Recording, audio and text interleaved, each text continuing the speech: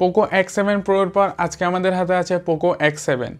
Poco X7 এর প্রথমে build এবং ডিজাইন নিয়ে কথা বললে মোবাইলটা মোট আপনারা 3 কালার ভেরিয়েন্টে পেয়ে যাবেন, ইয়েলো, গ্রিন এবং সিলভার। মোবাইলটির ব্যাকে ব্যবহার করা হয়েছে প্লাস্টিক, যেটিতে ব্যবহার করেছে ম্যাট ফিনিশ, যার কারণে মোবাইলটা একটু অতিরিক্ত পরিমাণে স্লিপারি। ওই ম্যাট ফিনিশের কারণে সেরকম পরিমাণে কোনো ফিঙ্গারপ্রিন্ট পড়ে না, আর মোবাইলটা পুরোটা কার্ভ ডিজাইন, যার কারণে ইন হ্যান্ড ফিল দারুণ পাওয়া যায়। মোবাইলটির বডিতে IP68 এবং 69 এর রেজিস্ট্রেশন রয়েছে, তাই যারা হালকা পাতলা পানিতে পড়লে মোবাইলটা কোনো সমস্যা হবে না, এইটা আপনারা নিঃসন্দেহে থাকতে পারেন। তবে হ্যাঁ, বেশি পরিমাণ পানিতে দেওয়ার কোনো দরকার নাই ভাই, বিপজ্জনকভাবে হঠাৎ করে যদি পড়ে যায় তাহলে ঠিক আছে ভাই, এভাবে পরীক্ষা করতে যান না আর কি। যদি সমস্যা হয় ভাই, আপনারই লস হবে। মোবাইলটির একদম নিচে রয়েছে USB-C চার্জিং পোর্ট, তার সাথে রয়েছে মাইক্রোফোন এবং সিম ট্রে, তার সাথে রয়েছে স্পিকার সেটআপ।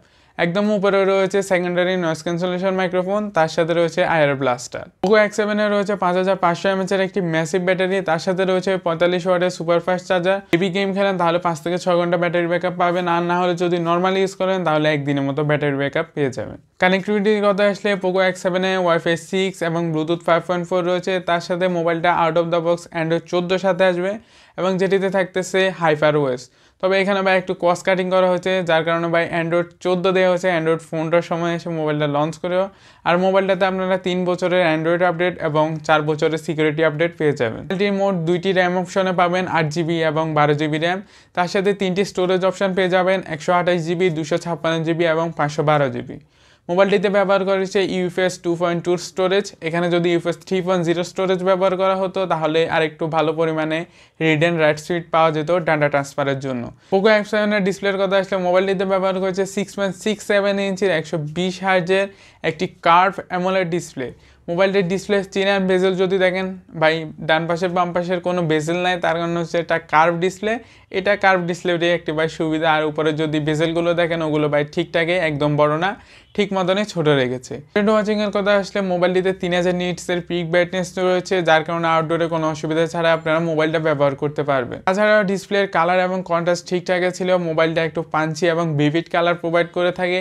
তার পাশাপাশি মোবাইলটাতে HDR10 এবং ডলবি ভিশনের সাপোর্ট পেয়ে যাবেন ডিসপ্লেতে, যার কারণে কন্টেন্ট ওয়াচিং হবে আরও দুর্দান্ত। মোবাইলটার ডিসপ্লে প্রোটেকশন হিসেবে ব্যবহার করা হয়েছে কর্নিং গরিলা গ্লাস ভেক্টাস 2 এর প্রোটেকশন, যেটি 2 বছর আগের আর কি ফ্ল্যাগশিপ মোবাইলগুলোতে ব্যবহার করে, তো এই সেম প্রোটেকশনটাই দেওয়া হয়েছে। প্রোটেকশনের দিক থেকে ভাই ঠিক আছে, হাত থেকে পড়ে গেলেও ভাই কোনো সমস্যা হবে না।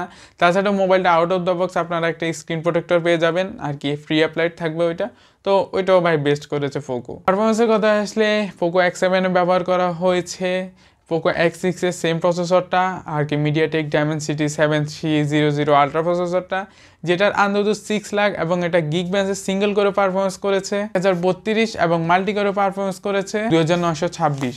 তো পারফরমেন্স খাতা কলমের পারফরমেন্স ভাই বেস্ট আর কি, 6 লাখের অন্তত একদম কমে না, ফেলে দেওয়ার মতন না।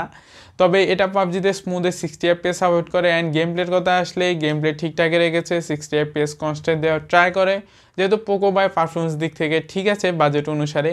যদি 60 FPS খেলতে চান আর কি এই মোবাইলটাতে, তাহলে ভাই আমি রিকমেন্ড করবো, তার কারণ হচ্ছে পোকো বাই পারফরমেন্স দিক থেকে কোনো ছাড়াছাড়ি নেই। 60 FPS দেয় 1-2 ঘন্টা গেমিংয়ের পর হালকা একটু গরম হয়, তবে হ্যাঁ ওইখানে একটা দুইটা ফ্রেম ড্রপ করে, লাইক 56, 57, 58 এরকম কনস্ট্যান্ট আপনারা FPS পেয়ে যাবেন। পোকো X7 এ ক্যামেরার অপশান আসলে মোবাইলটার ব্যাকে মোট 3টে ক্যামেরা সেটআপ ব্যবহার করা হয়েছে। মেন ক্যামেরা হিসেবে রয়েছে 50 মেগাপিক্সেলের ওয়াইড অ্যাঙ্গেল লেন্স, যেটাতে OIS সাপোর্ট পেয়ে যাবেন। আর তার সাথে রয়েছে 8 মেগাপিক্সেলের আলট্রা ওয়াইড লেন্স এবং 2 মেগাপিক্সেলের ম্যাক্রো লেন্স। এটার ব্যাক ক্যামেরা দিয়ে সর্বোচ্চ 4K তে 30 FPS এবং 1080p-তে 120 FPS এ ভিডিও রেকর্ড করতে পারবেন। সেলফি ক্যামেরা হিসেবে রয়েছে 20 মেগাপিক্সেলের একটি ওয়াইড অ্যাঙ্গেল লেন্স, যেটিতে আপনারা 1080p-তে 30 এবং 60 FPS এ ভিডিও রেকর্ড করতে পারবেন, কোনো 4K সাপোর্ট নেই। এখন যে ছবিগুলো দেখতে পাচ্ছেন এটা হচ্ছে পোকো X7 মেইন ক্যামেরা দিয়ে ছবি। অ্যান্ড ছবির কালার অ্যান্ড কন্ট্রাস্ট ভাই ঠিকঠাকই ছিল, একটু ভিভিড কালার প্রোভাইড করে থাকে। তবে হ্যাঁ, ডার্ক এরিয়াগুলোকে অতিরিক্ত পরিমাণে ডার্ক করে ফেলে। আকাশটা যদি দেখেন ওইটা একটু বুস্ট করেছে কালারটা, তবে কালার ঠিকঠাক রাখার ট্রাই করেছে।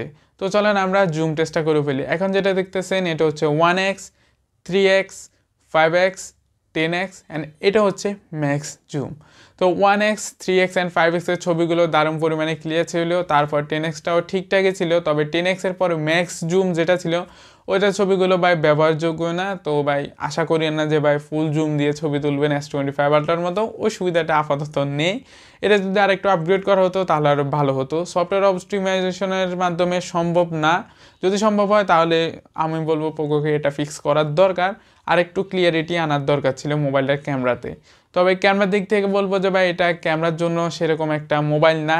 যদি পারফরমেন্স চান, বাজেট অনুসারে অ্যান্ড কার্ভ ডিসপ্লে চান, লাইক একটা ফিল দিবে আপনাকে মোবাইলটা হাতে ধরলে, ওই রকম হলে ভাই এটা নিতে পারেন, কোনো সমস্যা নেই। যদি ক্যামেরার জন্য চান তাহলে ভাই অন্য মোবাইলগুলো দেখতে পারেন। এই বাজেটে ভাই স্যামসাংয়ের ক্যামেরার জন্য মোবাইলগুলো ঠিকঠাক আছে। তো এই ছিল আজকের ভিডিওটা কীরকম লেগেছে কমেন্ট করতে পারেন। নতুন ভিডিও নিয়ে খুব তাড়াতাড়ি হাজির হবো, ততদিন পর্যন্ত সব ভালো থাকবেন, বাই বাই।